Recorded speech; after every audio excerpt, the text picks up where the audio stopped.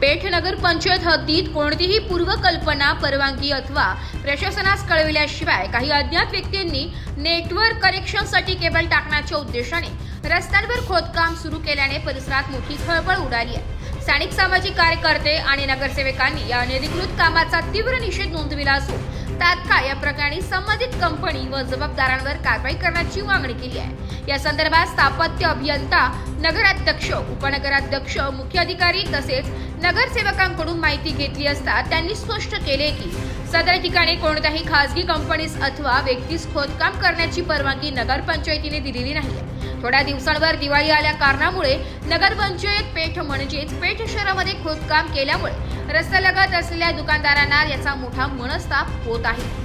या पार्श्वभूमीवर नागरिकांचा प्रश्न असा उपस्थित होतोय की नगरपंचायतीची परवानगी न घेता सार्वजनिक रस्त्यांवर खोदकाम करण्याचे धाडस करणाऱ्या कंपनीवर भारतीय दंड संहिता IPS अंतर्गत गुन्हा का दाखल करण्यात येऊ नये। स्थानिक रहिवासी आणि कार्यकर्त्यांचा आरोप आहे की या बेकायदेशीर कामामुळे रस्त्यांचे नुकसान होऊन नागरिकांना अडचणींना सामोरे जावे लागणार आहे। तसेच प्रशासनाने अशा अनधिकृत कृत्यांवर कठोर कारवाई करून संबंधितांना धडा शिकवावा अशी मागणी नागरिकांकडून होते। नगरपंचायतीकडून या प्रकरणाची चौकशी सुरू असून खोदकाम करणाऱ्या कंपनीची ओळख पटवून त्यांच्यावर गुन्हा दाखल करण्याची प्रक्रिया सुरू होण्याची शक्यता आहे।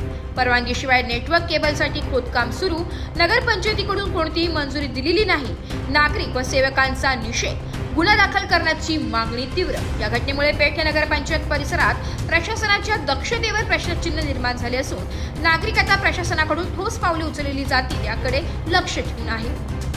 नाशिक लोकशाही न्यूजसाठी वैष्णव घोलप, पेठ।